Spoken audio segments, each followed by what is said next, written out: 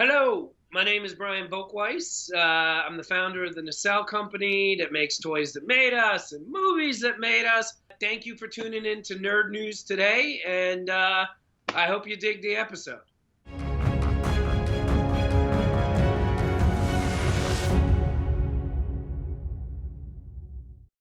Hey, this is Matthew, and welcome back to Nerd News today. And now joining us once again on the other side of the screen, we've got Mr. Brian Volk-Weiss. Brian, how's it going today?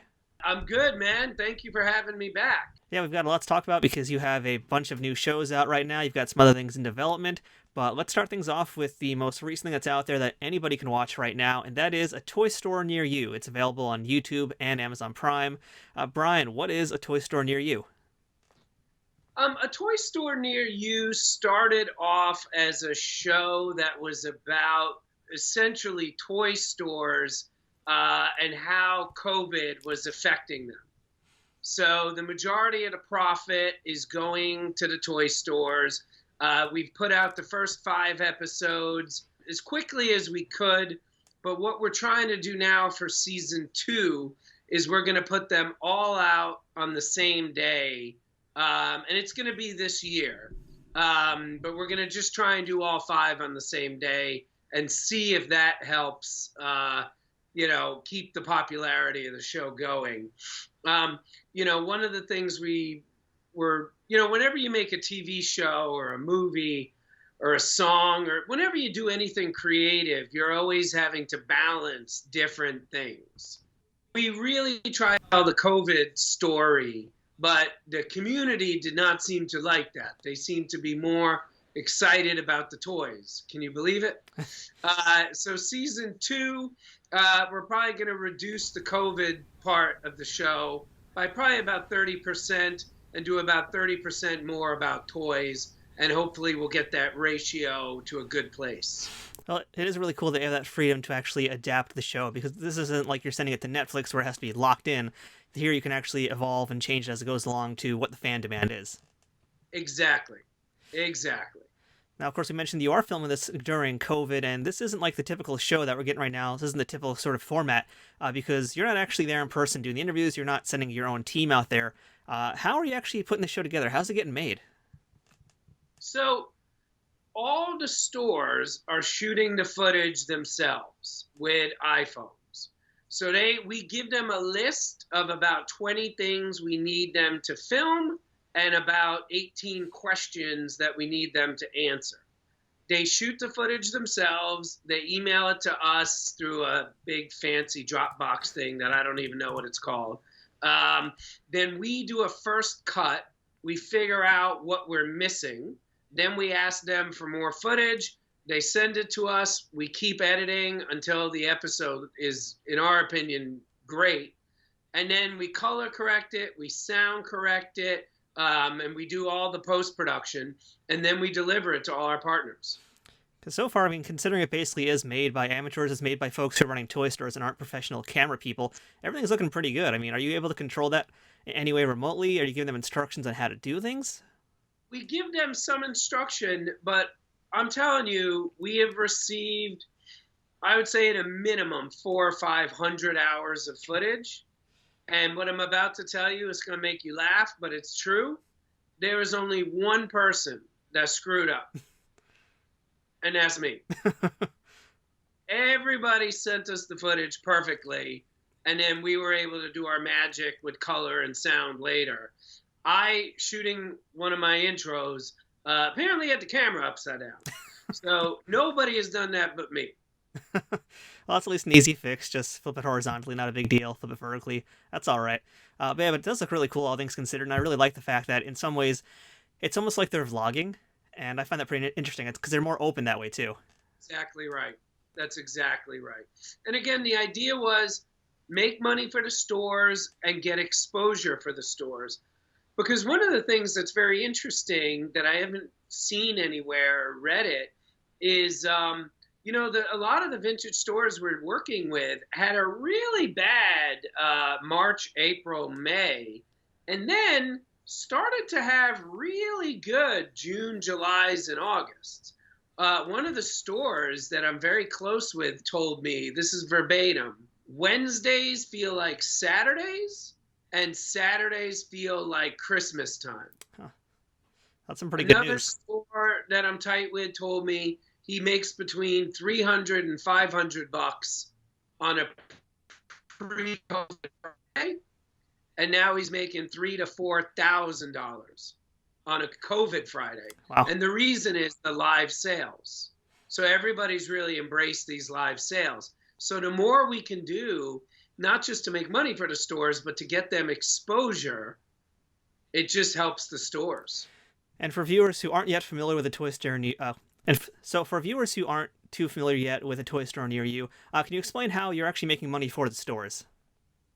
So everywhere that the show is, from Amazon Prime to YouTube to Tubi or Pluto or whatever you want to call it, wherever it is, somehow it generates money.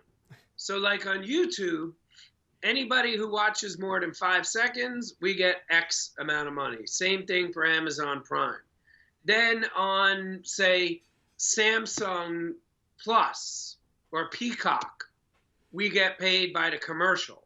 So anybody who watches a whole episode, there's 3 commercials, we get paid for all 3 commercials. So everywhere's a little different, but the one thing they have in common is everybody pays.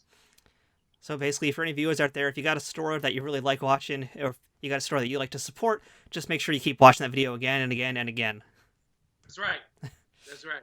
So far, too, we're not just talking domestic, too. We're not just talking nationally. You've also done a few international episodes, too. You've been to England and you've been to Japan so far. Are there any other locales that you can give us that are outside of the U.S.? We have Amsterdam and Mexico City coming up. And I am hoping we're going to get at least one more international store. All right, very cool.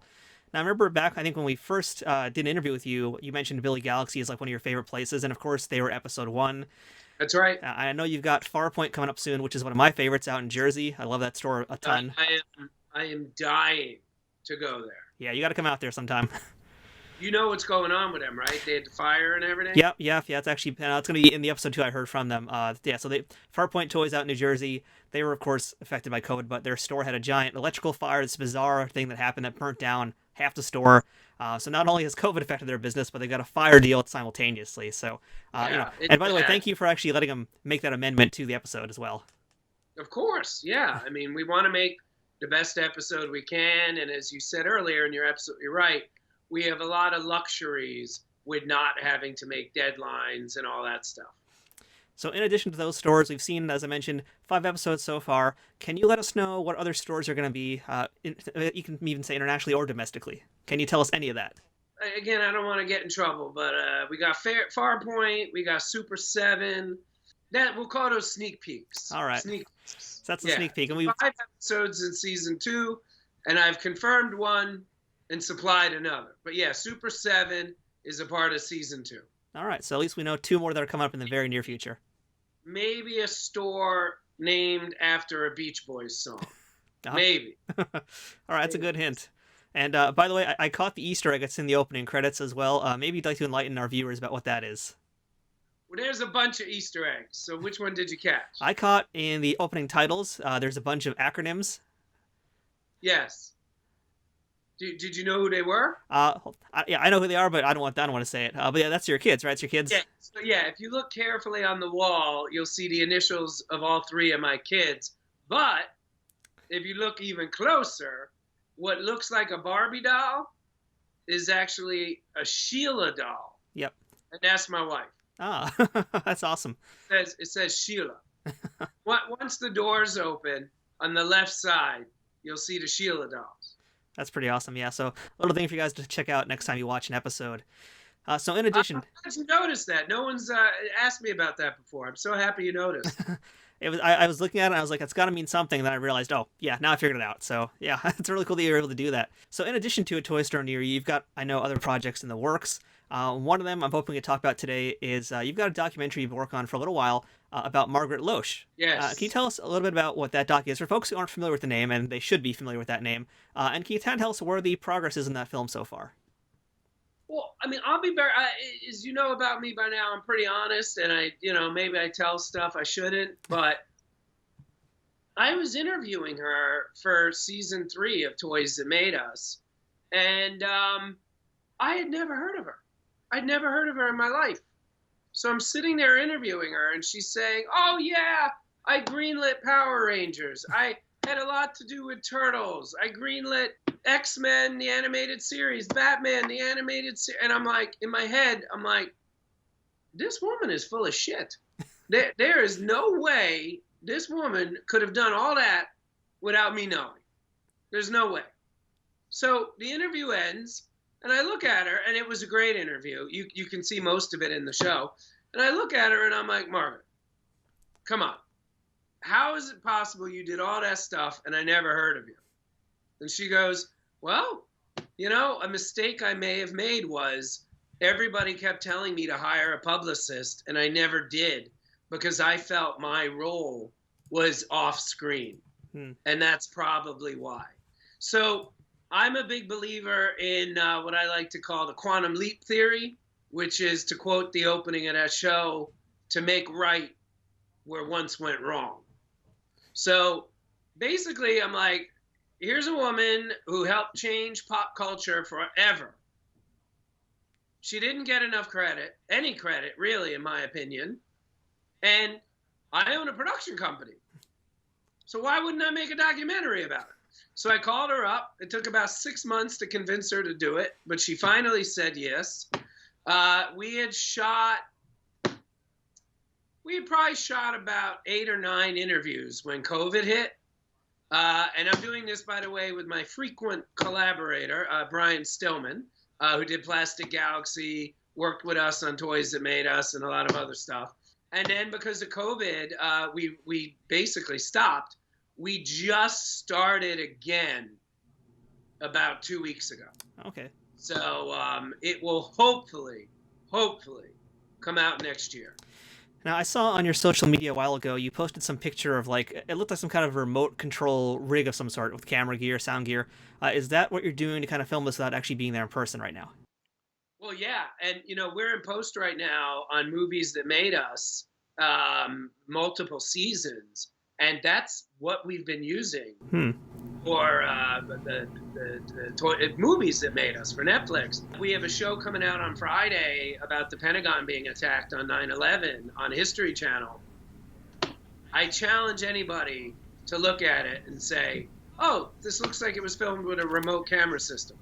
It's that good. Wow. I gotta be honest, I'm pretty jealous because I'm like trying to find a way to get my projects kickstarted again with everything happening in the world. And I saw that rig and I was like, that thing is a monster. It's a beauty. I know it's a proprietary thing, so I don't know how much you can give away, but what actually is involved in getting this rig out there and what's on it? Well, first of all, it costs less. Each one is less than $10,000. So it's not cheap, but it's not $100,000 either. That's not bad. Each one has for lack of a better expression, a high-end tablet. So it's kind of like an iPad, but it's like got a super duper hard drive. It has 2 backup hard drives, one of which we installed ourselves. So it basically records every frame 3 times. Then it has a external hard drive that it also is recording onto.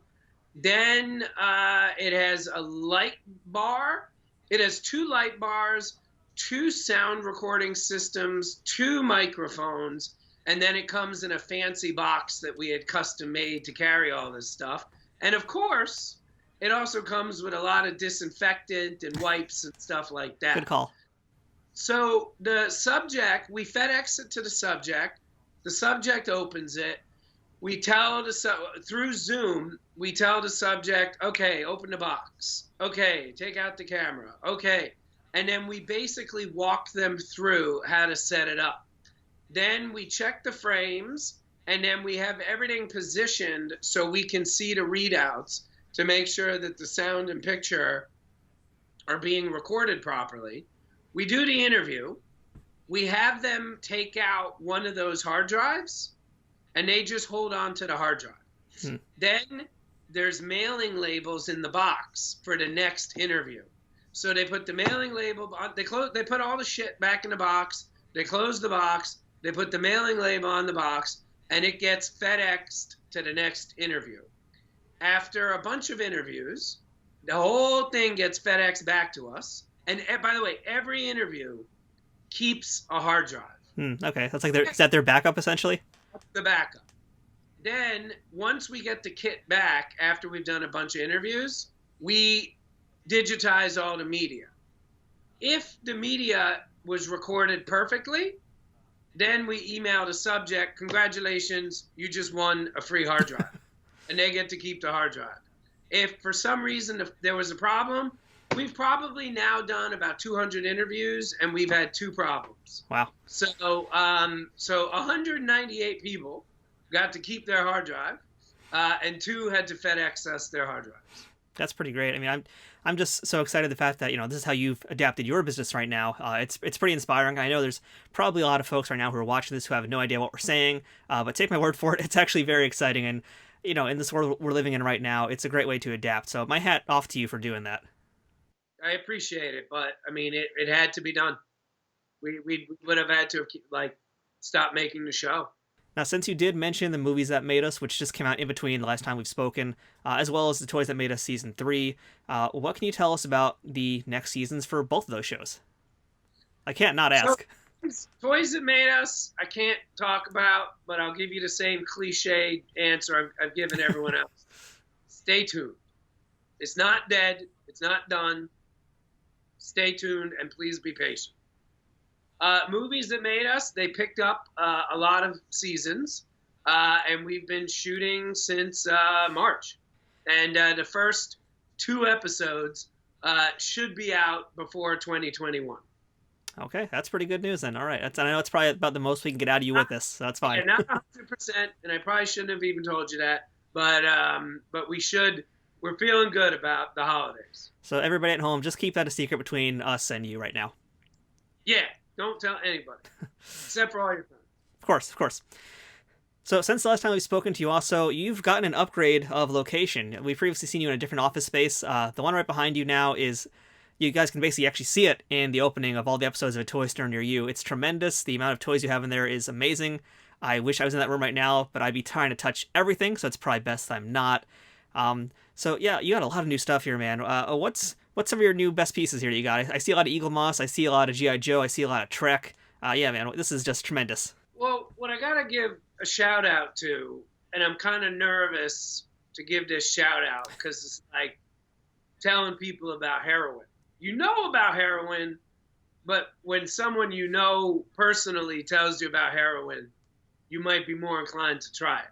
So I hope I'm not hurting people's bank accounts too much with this knowledge. Hurt us, Brian. Hurt us. Are you aware of this Facebook group called Deal or No Deal? I am. I'm in that group. Okay. So Deal or No Deal, I don't know on purpose or not, but I discovered it right when COVID broke out. Uh-oh. It was either good timing or bad timing, depending on your outlook in life. I can see where the story's going already. Yeah. So my collection, which I think would win a lot of awards for volume, but not a lot of awards for unique items, Deal or No Deal definitely helped me get a lot of unique items. So, I mean, my second favorite character in all of Star Wars is Ahsoka Tano, for example. I now have 2 Ahsoka Tano prototypes. But I also have the original vintage line Emperor prototype head. Wow. I got a great Judge Dredd head. I got a little FX7, FX7 from Empire, Yep. The medical droid. I got a little version of him that never went into production from the Micro line. So I have a lot of unique items now. And a lot of other cool stuff, like I blame Gus Lopez for this, but I've gotten really into like kind of what I would call, I don't know what Gus calls it, but like I would call it kind of like bizarre product tie-ins. So like, I'm very proud of this. Here, I'll bring one over. How about that? All right. While we're waiting, we can see a close-up of some bizarre G.I. Joe body that seems to be crushed behind some jets or something. I see 2 pairs of legs sticking out. That's just creepy. Yeah, that's a vintage Joe being killed by the Nighthawk or whatever that thing is. Uh, so I have two. This is from episode 3, Hmm. and I have another one from episode 2 that looks completely different than this. But basically, what this is, and this is what I mean when I say like I'm really getting into this weird shit now. So basically, when episode 3 is being made, the product people at Lucasfilm and Kellogg's did a deal for Star Wars cereal. Kellogg's then has to get the supermarkets excited about that to get them to play ball. So this is what Kellogg's made to send to all the executives at all the supermarket chains to get them excited to carry Star Wars cereal. That's So really cool. it's like there's probably only 200 of these. Was that? That's really cool looking, yeah. Yeah, so there's probably only about 200 of these that got made. And then the cereal itself would come with one of these lightsabers. And like I said, I got another one that could not be more different for episode 2. Now I'm trying to hunt down episode 1. I just realized I could probably put that away later. Well, yeah, that thing's really awesome, and I've seen other picks before. We're not going to go through your entire collection because we don't have time for that. That would be like a whole long marathon of a show, but I have seen some Star Trek props that you had on your wall, too.